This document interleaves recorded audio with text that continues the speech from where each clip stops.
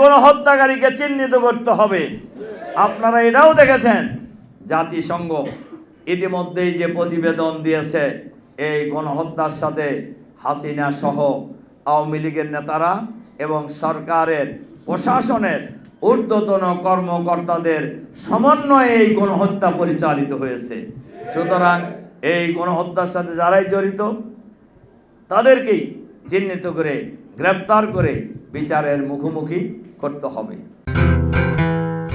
বাংলাদেশ জামাত ইসলামী ঢাকা মহানগরী দক্ষিণের উদ্যোগে 2009 সালে বিডিআরের পিলখানায় বাংলাদেশের দেশপ্রেমিক সেনা কর্মকর্তাদের হত্যার প্রতিবাদে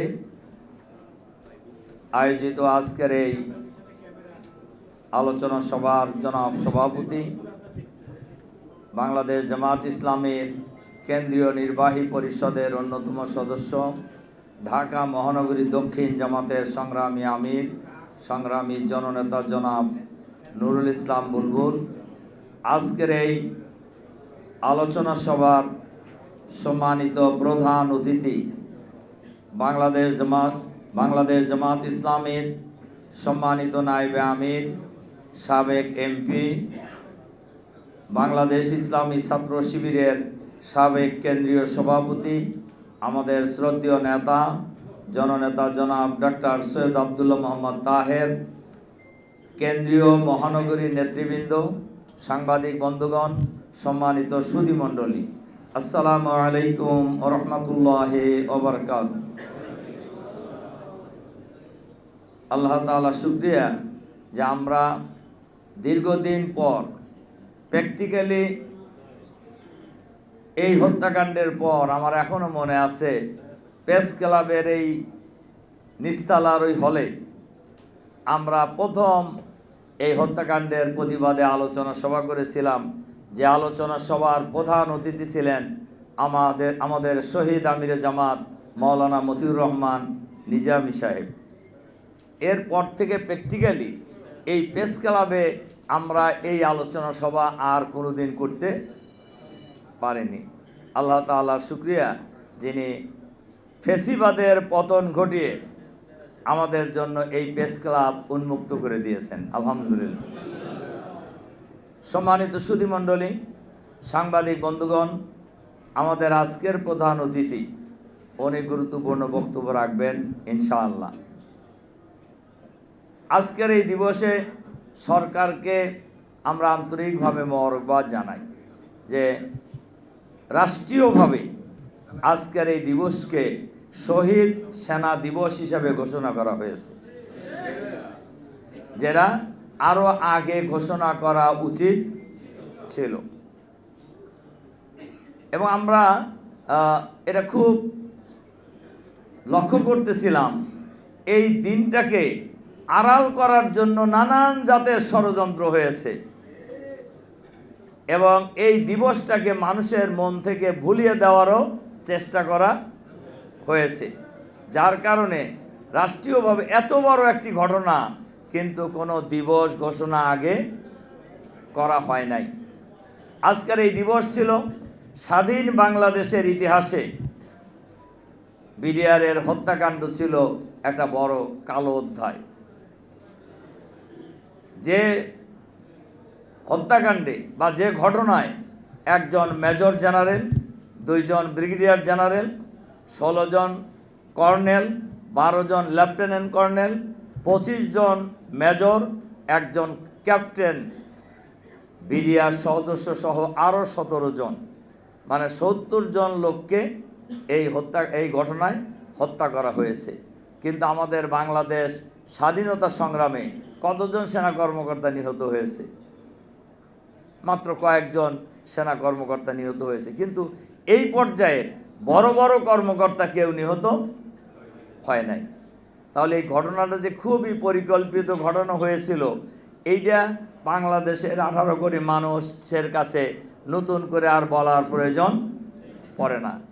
এই ঘটনা যখন ঘটনার শুরুর আগেই তদানীন্তন বিডিআরের ডিজি মেজর জেনারেল শাকিল সাহেব প্রধানমন্ত্রীর সাথে কথা বলেছেন, সেনা প্রধানের সাথে কথা বলেছেন, কিন্তু তারা কোনো ব্যবস্থা গ্রহণ করেন নাই।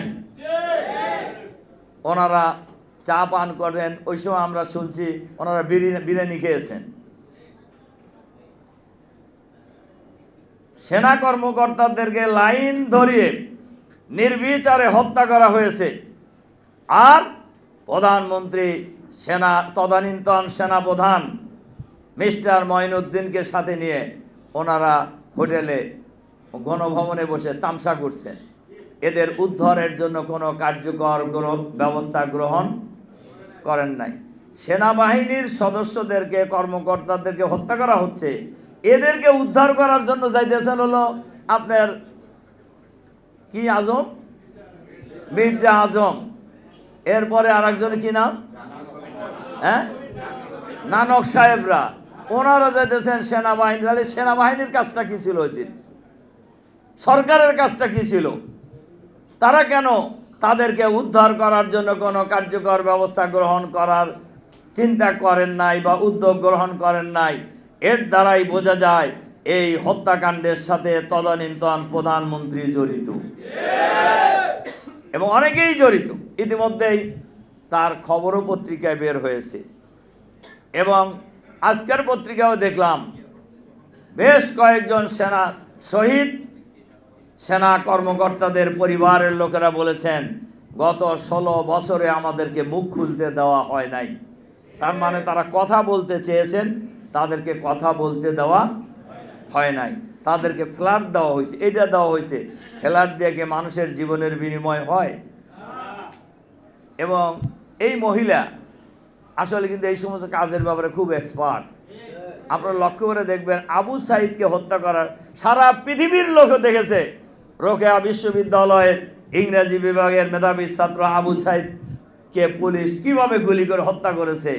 আর এই মহিলা নাটক করে আবার কান্নাকাটিও করছে। আপনারা খেয়াল করে দেখছেন কিনা?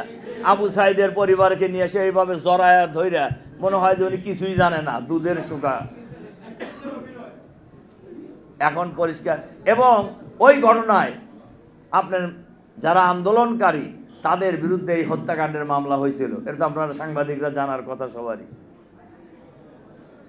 সম্মানিত সাংবাদিক বন্ধুগণ, সম্মানিত সুধীমণ্ডলী, এইভাবে গত 16 বছরে 15 বছর 7 মাস 5 দিন তারা ফ্যাসিবাদী শাসন ব্যবস্থা কায়েম করে জনগণের উপর জুলুম করে, অত্যাচার করে, আয়নাঘর তৈরি করে, খুন করে, গুম করে, গ্রেপ্তার করে হাজার হাজার লাখ লাখ মানুষকে তারা কারাগারে বন্দি রেখে তারা ক্ষমতার মসনদ পাকাপোক্ত করতে চেয়েছিল। কিন্তু আল্লাহ তাআলার মেহেরবানিতে ছাত্র জনতার আন্দোলনের প্রতিরোধের মুখে এই ফ্যাসিবাদী খুনি ভারতের তাবেদার ঘসিটি বেগম পদত্যাগ করে পালিয়ে যেতে বাধ্য হয়েছেন। আজকে বাংলাদেশের মানুষ পরিষ্কারভাবে জানতে চায়, পিলখানার সেনা কর্মকর্তা হত্যার সঠিক বিচার করতে হবে। যে তদন্ত কমিটি হয়েছে, আমরা বিশ্বাস করি এই তদন্ত কমিটি সঠিক তদন্ত করে জাতির কাছে প্রকাশ করবেন। এই তদন্ত কমিটিতে যারাই জড়িত হবেন, তারা যত মোটা তাজা লোকই হন না কেন, যত উচ্চ লম্বা লোকই হন না কেন, কাউকেও ছাড় দেওয়া হবে না। আর যে গণহত্যা চালিয়েছেন জুলাই বিপ্লবে, এই জুলাই বিপ্লবের গণহত্যার সাথে জড়িত যারা, শেখ হাসিনা সহ ফ্যাসিবাদের দোসর মন্ত্রী, এমপি, সরকারের প্রশাসনের ঊর্ধ্বতন কর্মকর্তারা যারা এই হত্যাকাণ্ডের সাথে জড়িত, তাদের এই গণহত্যার বিচার দ্রুত শেষ করতে হবে। বিচার শুরু হয়েছে, আমরা যতটুকু শুনেছি, পত্রিকায় দেখেছি, এই গ্রেপ্তারি পরোয়ানা জারি যাদের নামে হয়েছে এটা 100-রও একটু কম। কিন্তু এই ফ্যাসিবাদের সাথে জড়িত, এই গণহত্যার সাথে জড়িত এর সংখ্যা অনেক। প্রত্যেক গণহত্যাকারীকে চিহ্নিত করতে হবে। আপনারা এটাও দেখেছেন, জাতিসংঘ ইতিমধ্যেই যে প্রতিবেদন দিয়েছে, এই গণহত্যার সাথে হাসিনা সহ আওয়ামী লীগের নেতারা এবং সরকারের প্রশাসনের ঊর্ধ্বতন কর্মকর্তাদের সমন্বয়ে এই গণহত্যা পরিচালিত হয়েছে।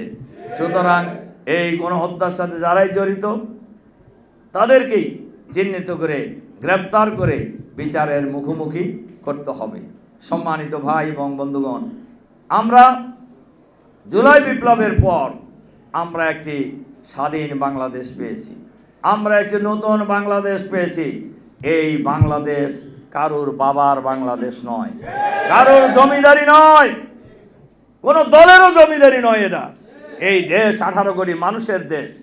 এই দেশে বহু রক্ত দিয়ে, জীবন দিয়ে আমরা বাংলাদেশকে একটি মুক্ত বাংলাদেশ হিসেবে পেয়েছি। সুতরাং এই দেশকে আমরা আগামী দিনে সুন্দর করে ঢেলে সাজাতে চাই। এজন্য আমি আজকের এই আলোচনা সভায় দল, মত, জাতি, বর্ণ, ধর্ম নির্বিশেষে সকল দেশপ্রেমিক জনগণকে ঐক্যবদ্ধভাবে এই দেশকে বিডিআর হত্যাকাণ্ড, পিলখানার সেনা কর্মকর্তাদের হত্যাকাণ্ডের সাথে যারা জড়িত অবিলম্বে তাদের চিহ্নিত করে সবাইকে বিচারের মুখোমুখি করতে হবে। গণহত্যার সাথে জড়িত যারা, ফ্যাসিবাদের সাথে যারা জড়িত সবাইকে চিহ্নিত করে বিচারের মুখোমুখি করতে হবে।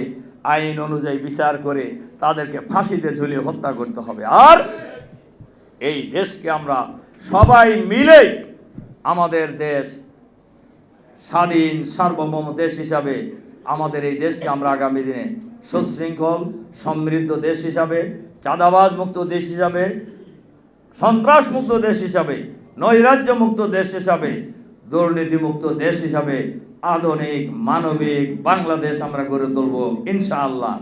এই ক্ষেত্রে দলমত সবাই মিলেই আমরা ঐক্যবদ্ধভাবে এগিয়ে যাব। যারা এই ষড়যন্ত্র করবে, ও যুগে যুগে ষড়যন্ত্রকারীরা পরাজিত হয়েছে, এবারও ষড়যন্ত্রকারীরা পরাজিত হবে ইনশাআল্লাহ। কাজেই আমরা কারোর চক্ষু রাঙ্গানিকে ভয় না করে আমরা সামনের দিকে এগিয়ে যাব ইনশাআল্লাহ। আজকের এই দিবসের এটাই হোক অঙ্গীকার। আল্লাহ হাফেজ। বাংলাদেশ জিন্দাবাদ। বাংলাদেশ জামাত ইসলামী জিন্দাবাদ। আসসালামু আলাইকুম।